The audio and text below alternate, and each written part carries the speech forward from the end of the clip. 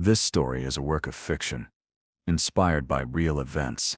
Names, dates, locations, and identifying details have been changed or dramatized to protect privacy and enhance the narrative. Any resemblance to actual persons, living or dead, is purely coincidental or used fictitiously.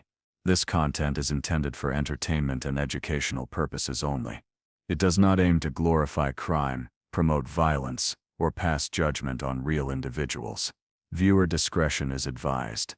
Some scenes may contain mature, disturbing, or triggering content. What you are about to watch could have happened anywhere, to anyone. It's inspired by real events. Whispers of truth buried beneath layers of fiction. We've changed the names, the dates, the locations, but the emotions, the betrayal, the fear, those are real. This story is not meant to accuse, only to reveal, to make you question, who do you really trust? If stories like this keep you thinking, long after they end, hit subscribe, smash like, and drop your theory in the comments. Now watch closely, before the truth disappears again. It started with a whisper, not a scream, not a crash. Just a whisper no one was meant to hear. There were no sirens at first, no headlines. No one watching thought anything was wrong. She looked radiant in white. He smiled like a man who'd waited his whole life for this moment. The ocean sparkled behind them. They kissed, cameras flashed, and everyone clapped like it was the start of forever. But somewhere in that applause, something else had already begun. Something quiet, cold, patient. Days later, something strange surfaced. A detail that didn't make sense.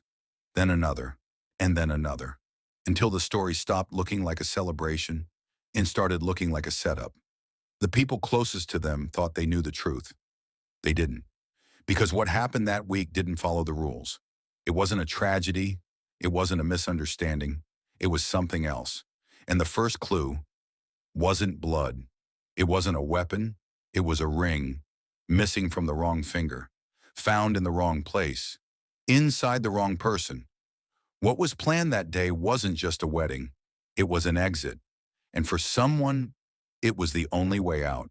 Before the headlines, before the photographs turned to evidence, before the lies unraveled and the silence cracked, there was a love story, or at least the appearance of one.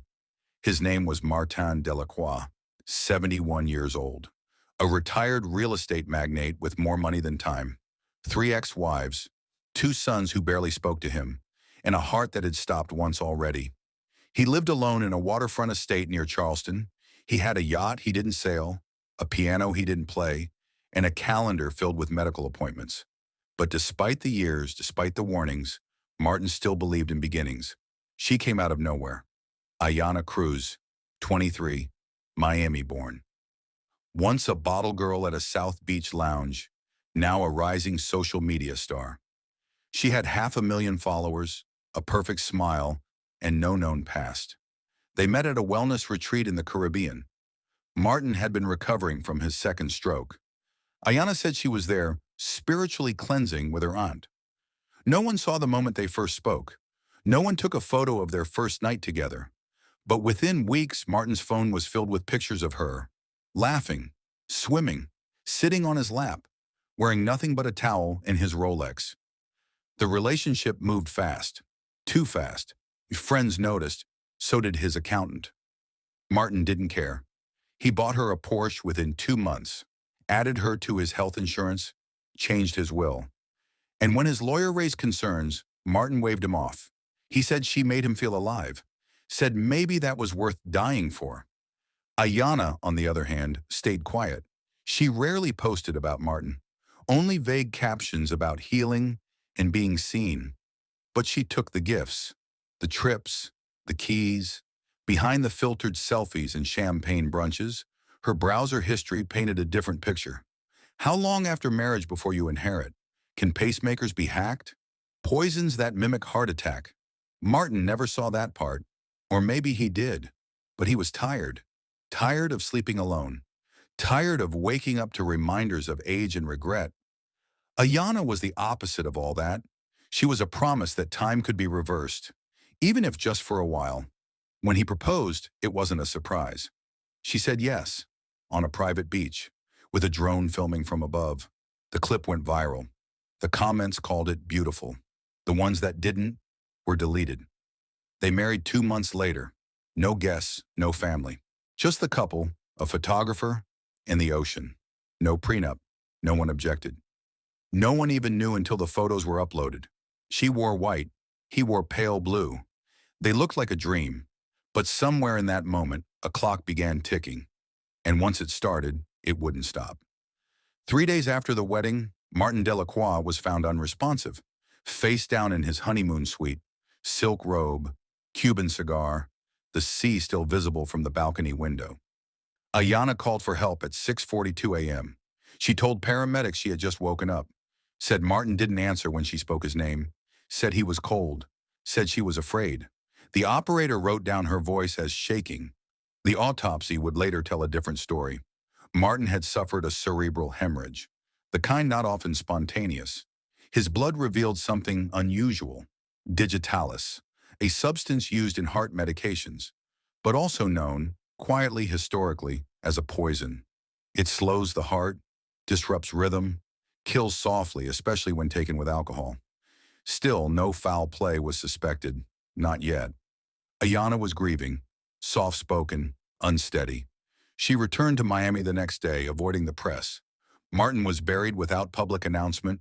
His sons were notified through his attorney. No one suspected anything until a car appeared. 7 days after Martin's death, a red Ferrari was spotted circling a gas station in Birmingham, Alabama. The same Ferrari Martin had given Ayana on their engagement. It was idling, parked badly, headlights still on. The driver wasn't Martin.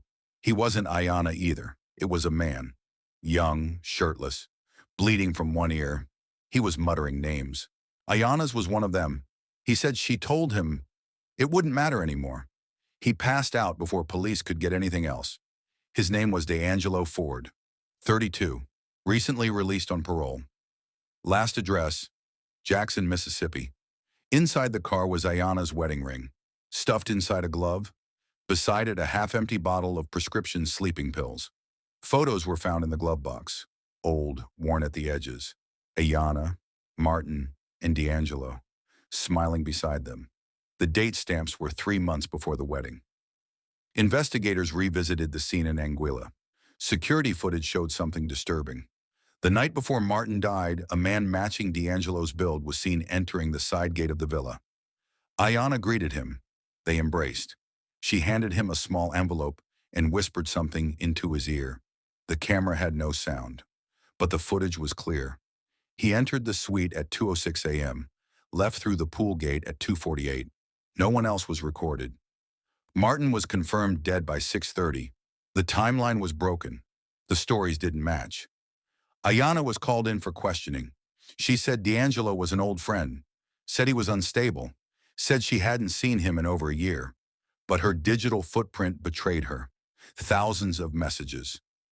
Deleted but recoverable. Cash App transfers.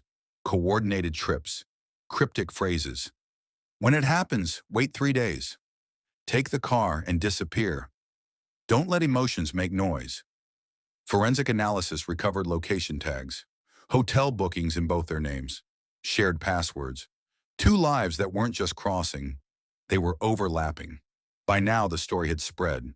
The media smelled blood. Not just a scandal, but a spectacle. The grieving widow was no longer grieving. She was now a person of interest. And the man in the Ferrari, he wouldn't be the last piece to surface. There was still something missing.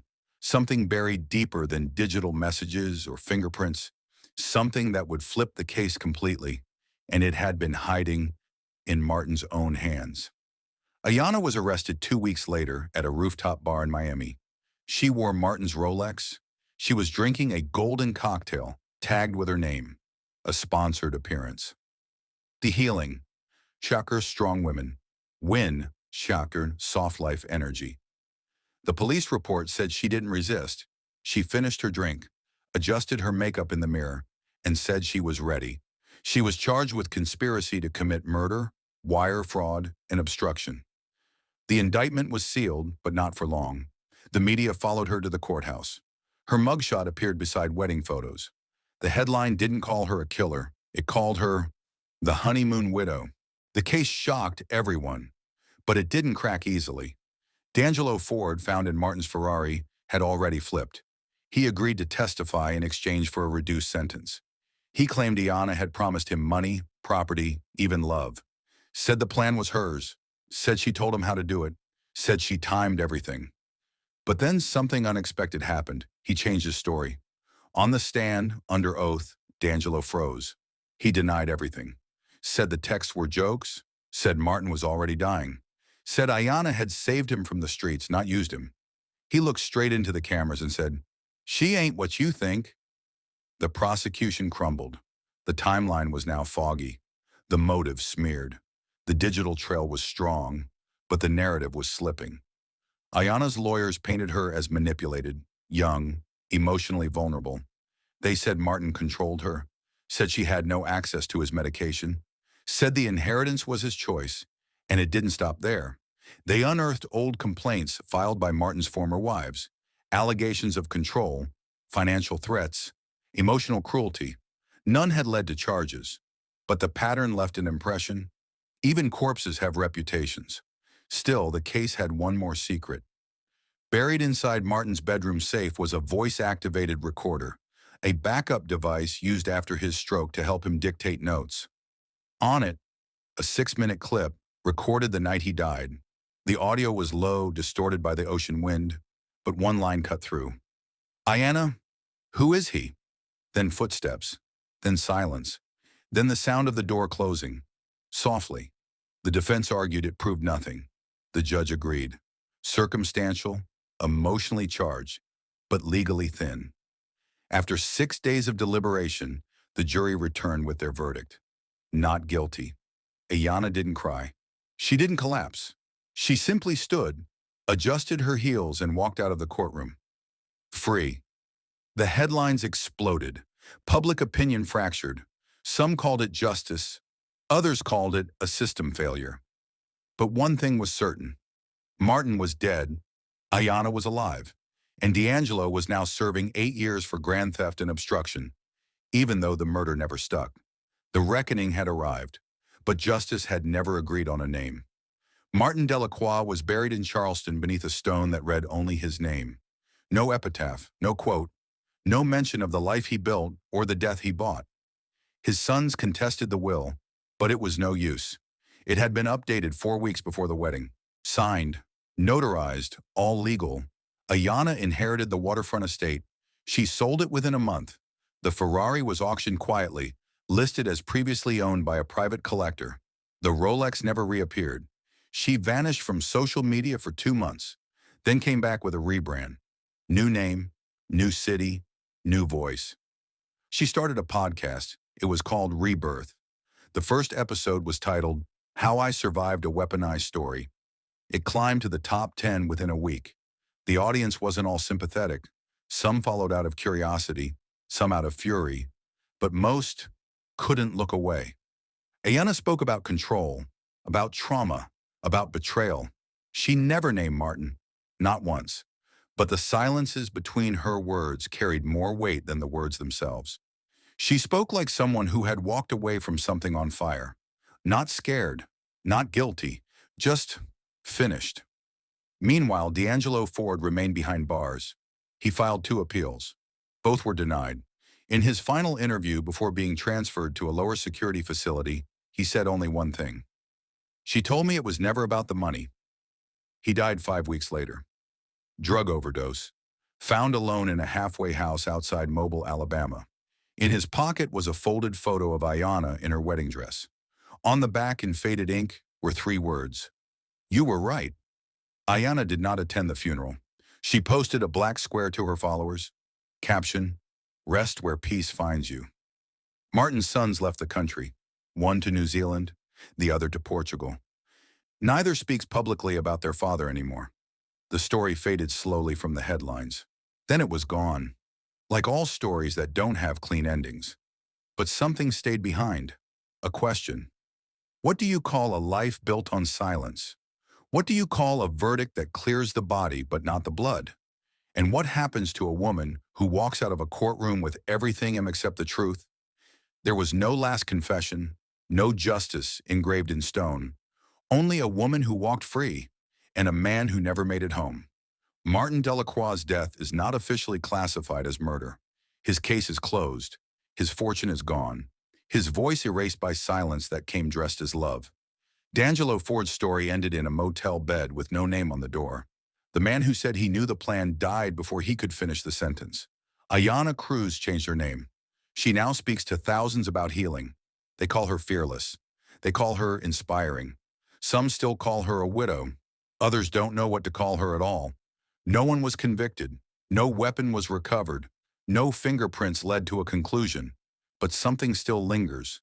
Not in the court documents, not in the interviews, but in the unanswered question. When someone dies slowly, not from violence, but from something colder, quieter, is it still called murder? Or do we just call it a mistake and move on? Because justice isn't just about verdicts, it's about memory and what we choose to remember. So remember this: the red Ferrari was never returned to the family. The wedding ring was never claimed as evidence. The voice recording that captured Martin's last moments was never played in court, but they all exist. Somewhere, still running, still warm, still waiting. If your voice is still free, use it. For the ones who no longer have theirs, for the ones who warned us, but were dismissed, for the ones whose stories didn't end with a headline, but with a whisper. Because not every death is a mystery. Some are just inconvenient truths buried beneath a perfectly timed kiss and a camera that stopped recording at the exact wrong moment.